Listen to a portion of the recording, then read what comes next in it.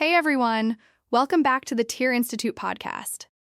I'm Ken, and today's topic feels very real.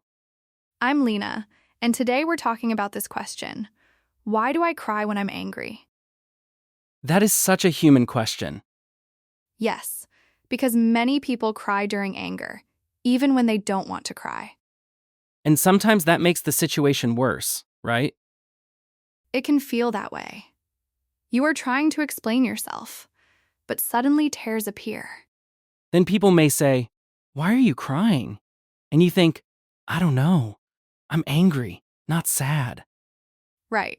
So today, we'll explain this in simple English. We'll also learn useful emotion vocabulary. And we'll talk about safe, practical phrases like, I need a moment and I'm not ready to talk yet. Two phrases that are much better than throwing a chair. Please do not throw furniture during English practice. Good safety rule. Before we start, this episode is general education, not medical advice. So we are not diagnosing anyone. Exactly. If anger, crying, panic, or stress feels too hard to manage, talking to a qualified professional can help. That's a kind and safe place to begin. So, Ken, have you ever felt angry and then cried? Maybe once, or twice. Or maybe I have a private rain cloud.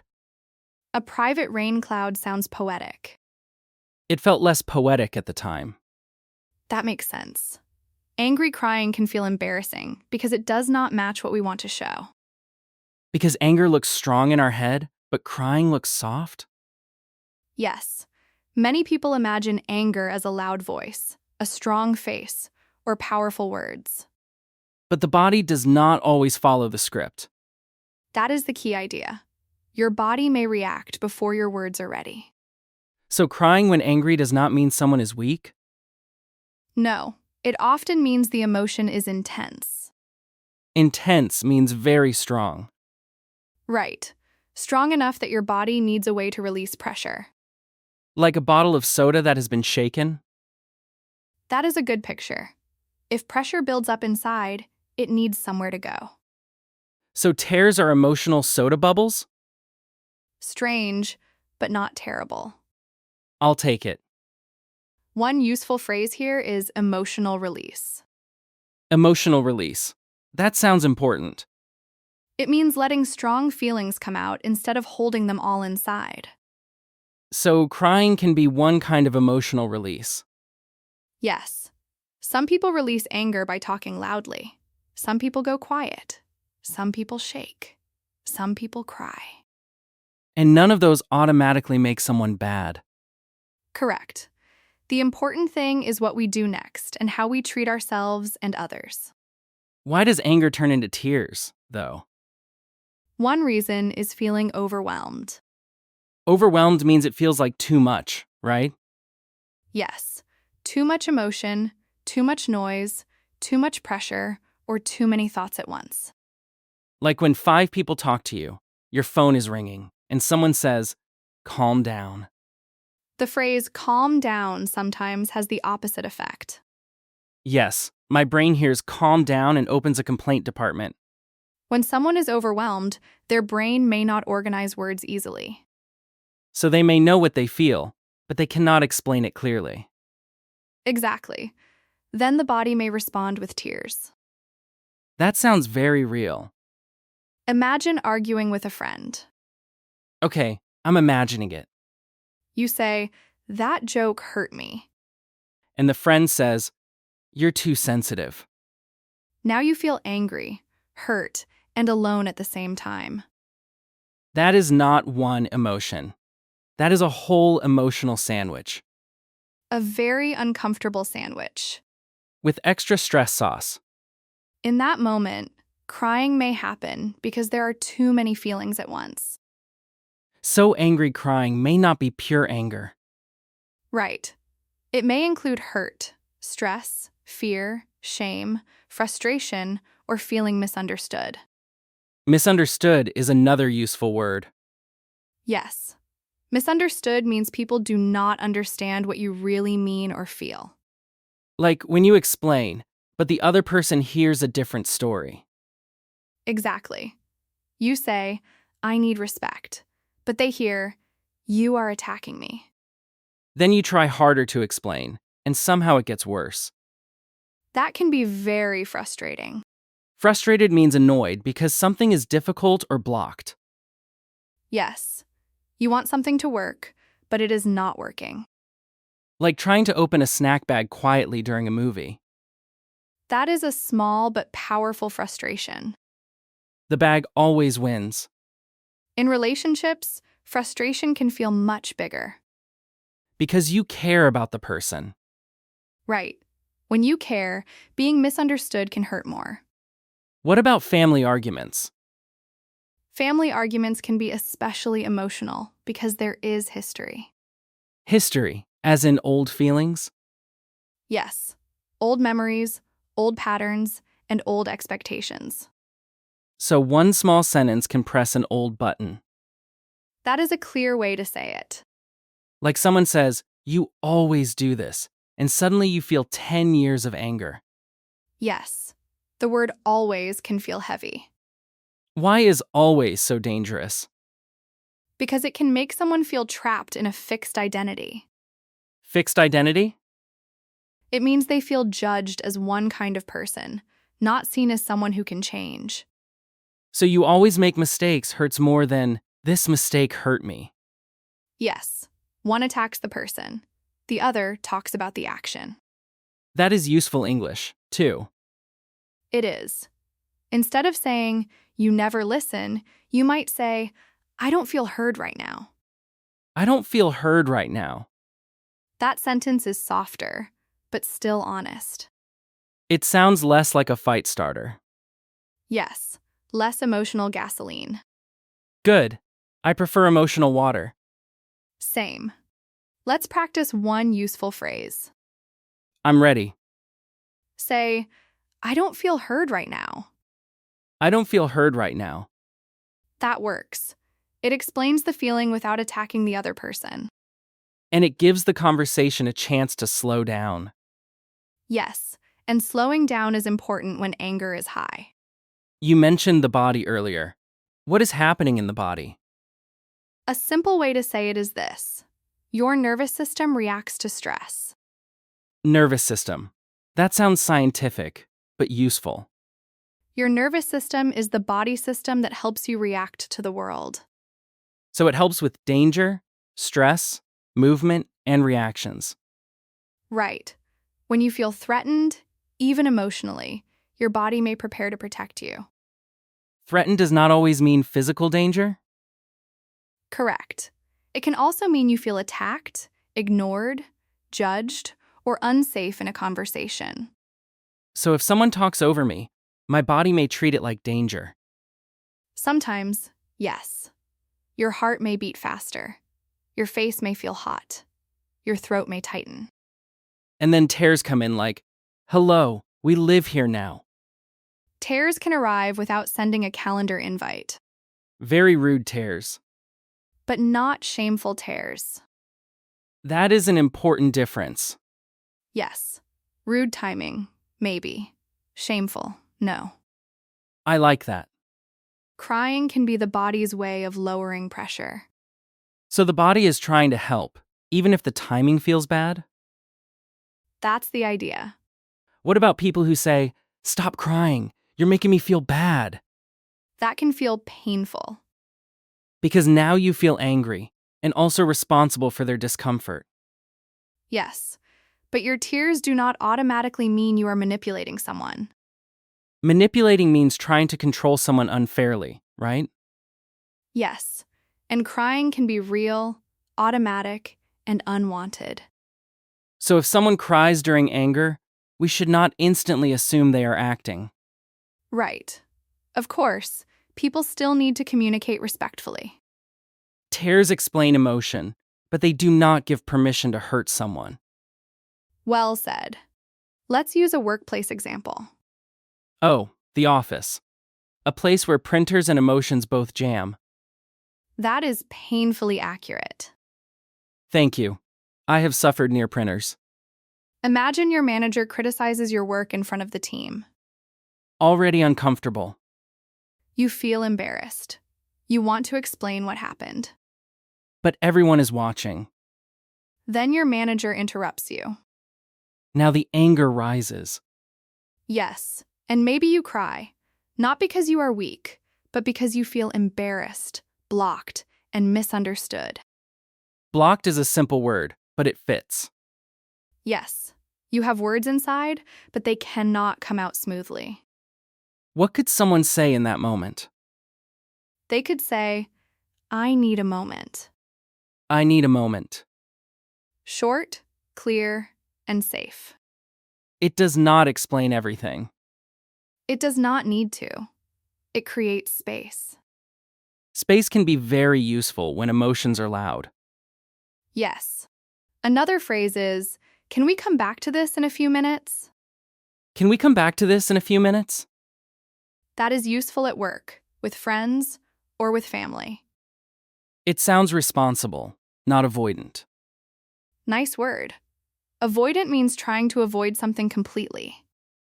So taking a short break is not the same as running away forever. Exactly.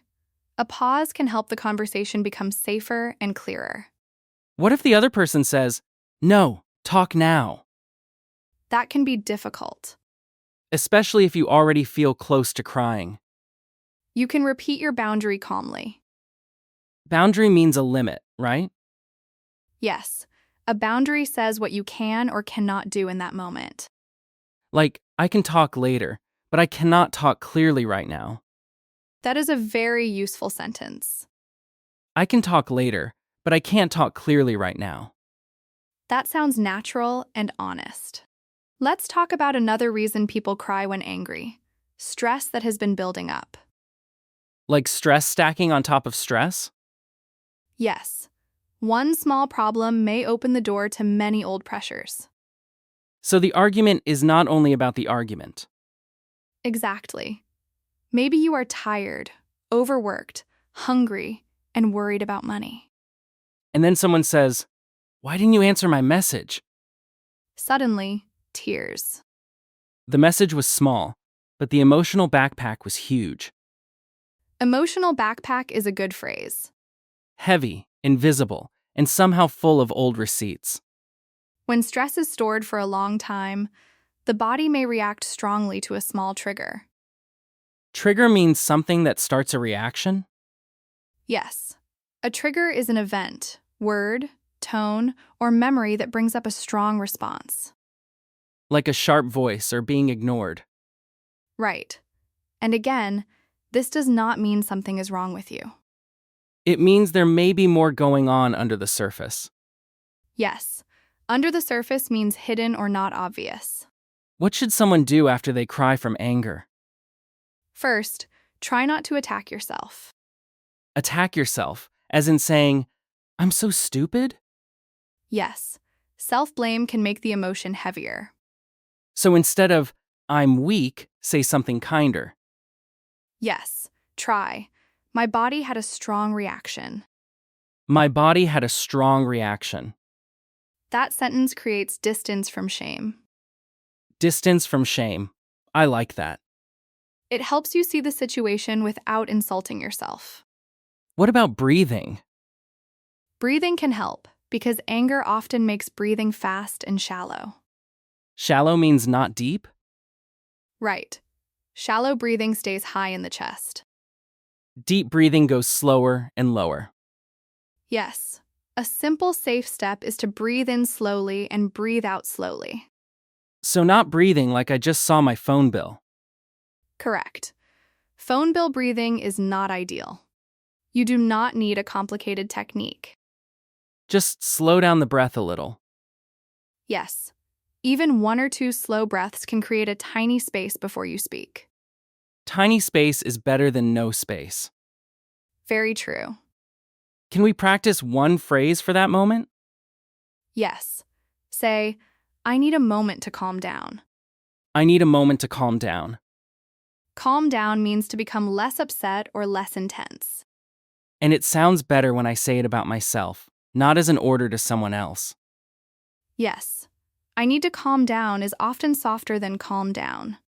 What if someone is crying and cannot speak? Writing can help. Like writing a message? Maybe. Or writing privately first, just to organize feelings. So not every thought has to be sent. Please do not send every first draft from an angry brain. Angry brain needs an editor. A very patient editor. You can write, "What happened? What did I feel? What do I need?" That sounds simple enough. It helps because crying can make thoughts feel messy. Writing puts the mess on paper. Yes, and then you can see it more clearly. Would you send that writing to the other person? Not immediately. Read it again when you are calmer. Good idea. My angry first draft might need a helmet. And maybe a snack. Snacks have saved many conversations. Hunger can make emotions feel bigger, too. So sometimes the problem is not only communication. Sometimes the body is tired, hungry, stressed, or overstimulated. Overstimulated means too much input? Yes. Too much sound, light, talking, pressure, or information. Like a crowded room after a long day. Exactly. In that state, a small conflict can feel huge. That helps me understand angry tears more kindly. Let's talk about the phrase, "I'm not ready to talk yet." That one feels useful. It is clear, but not rude. I'm not ready to talk yet. The word yet is important. Because it means not now, but maybe later? Yes, yet keeps the door open. So it does not mean I will never talk about this. Correct. It means, I need more time before I can talk well.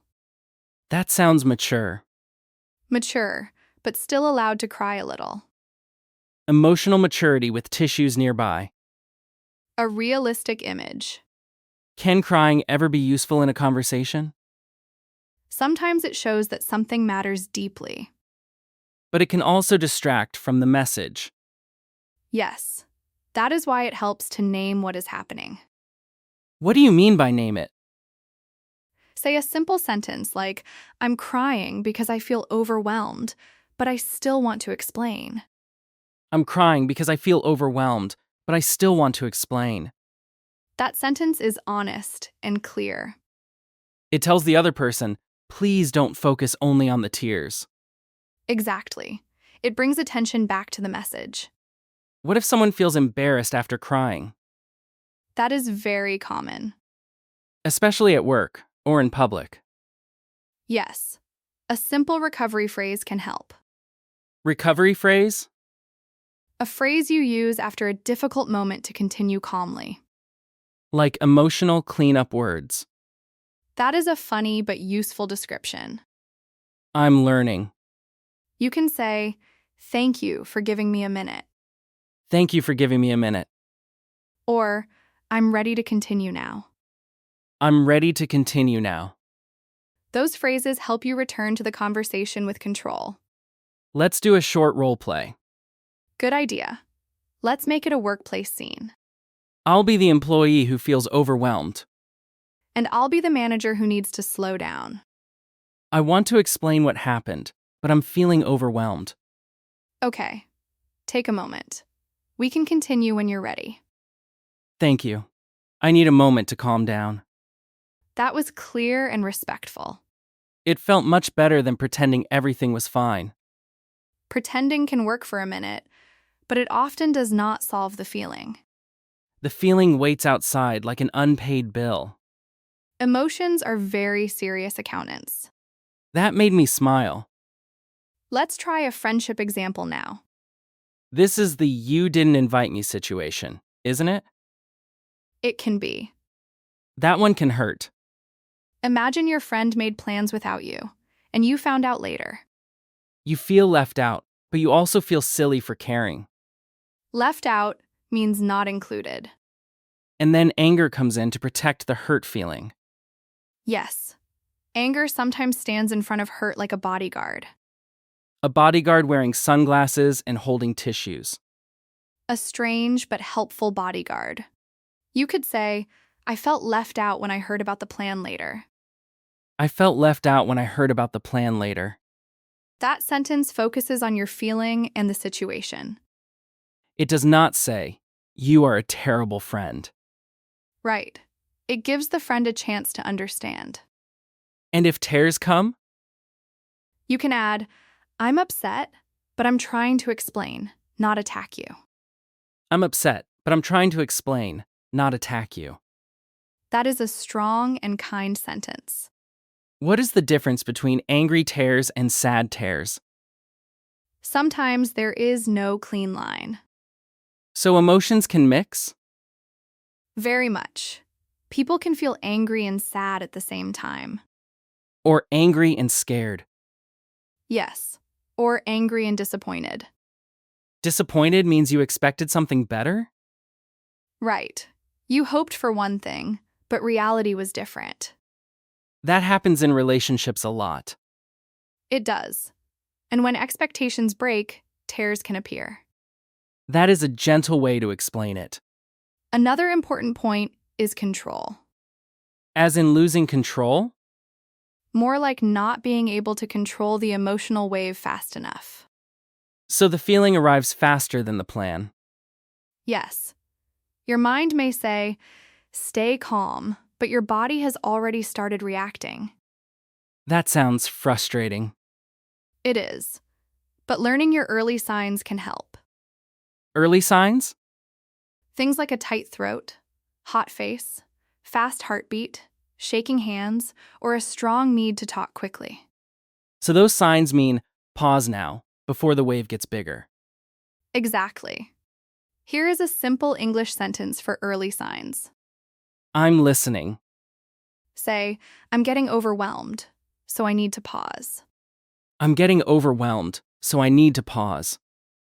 This is useful because it explains the reason and the action. Reason, I'm overwhelmed. Action, I need to pause. Yes.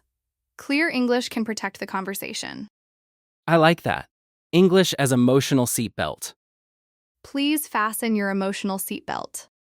Before the argument takes off. That one was good. Thank you. I'll retire from comedy now. Please stay for the rest of the episode. Fine, for education. Let's talk about what not to do when someone cries from anger. This sounds important. First, don't shame them.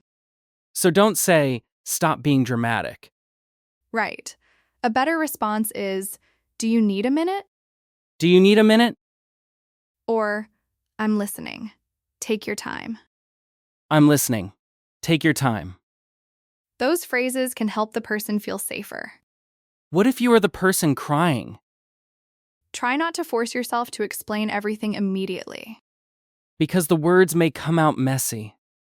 Yes, you can say, I want to explain this clearly, but I need a few minutes. I want to explain this clearly, but I need a few minutes. That phrase shows respect for yourself and the other person. It says, I still care about this conversation. Exactly. It is not a door slam. It is a pause button. What about texting after an angry crying moment? Texting can help if you keep it simple and calm. Not a 12-page emotional novel? Maybe write the novel privately first. Title, Tears, Rage, and Poor Wi-Fi. I would read that, but not during a conflict. A simple text could be, I got overwhelmed earlier. I'd like to talk when we're both calmer. I got overwhelmed earlier. I'd like to talk when we're both calmer. That is mature and not too long. It does not blame, but it does not disappear. Right. It keeps the connection open. Is there a way to prevent angry crying completely? Not always. Honest answer. The goal is not to become a robot. Bad news for my robot career. Your robot voice needs work anyway. Fair. The goal is to understand your pattern and respond with more care. Pattern means something that happens again and again. Yes, If you notice the pattern, you can prepare. Prepare how? You can practice phrases before conflict happens. So when emotions are high, the words are already familiar. Exactly. Practice makes the phrase easier to find under stress. Let's practice 3 useful sentences, but slowly. Slow is good for emotional seatbelts. First, I need a moment. I need a moment. This is best when you need a quick pause. Short and simple. Second, I'm not ready to talk yet. I'm not ready to talk yet. This is useful when you need more time. And yet keeps the door open. Third, I want to explain, but I need to calm down first. I want to explain, but I need to calm down first. That one is longer, but very clear. It shows the person still wants to talk.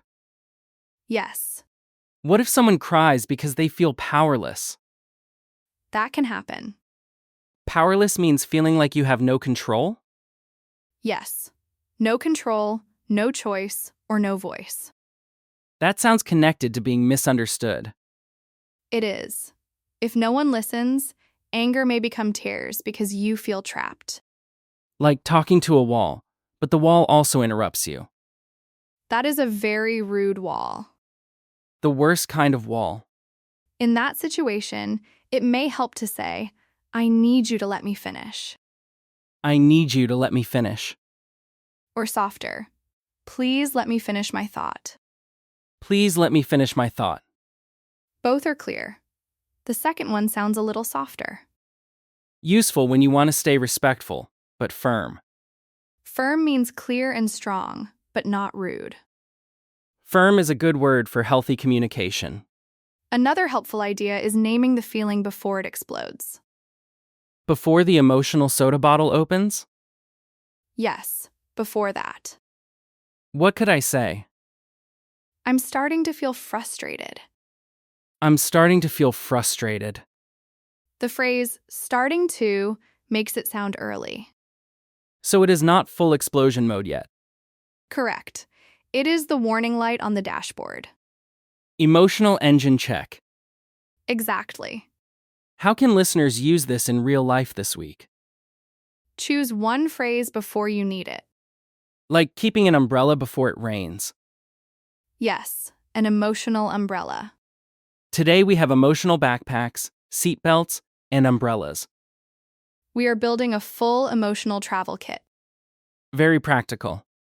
The phrase I recommend is, I need a moment. It is short enough to remember during stress.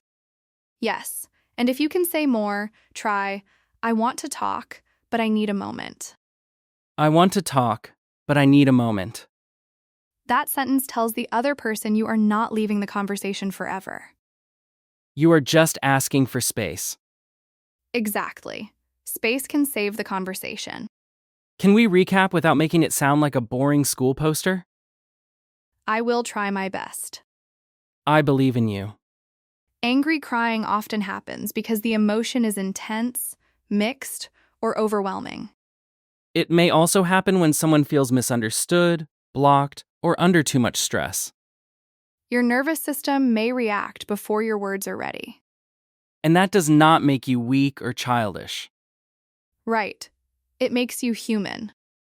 The goal is not to shame yourself. The goal is to pause, breathe, name the feeling, and choose safer words. What is today's small practice challenge? Practice this sentence once today. I need a moment to calm down. I need a moment to calm down. You can say it out loud, write it down, or save it in your phone. Maybe put it next to your shopping list. Milk, eggs, emotional regulation. Very healthy grocery list. One short takeaway for today is this. Tears during anger are not a failure. They are a signal. Yes, a signal that something feels too much, too painful, or too hard to explain in that moment. And with a little practice, you can respond more kindly to yourself. Thanks for listening to our podcast. See you next time. Bye-bye.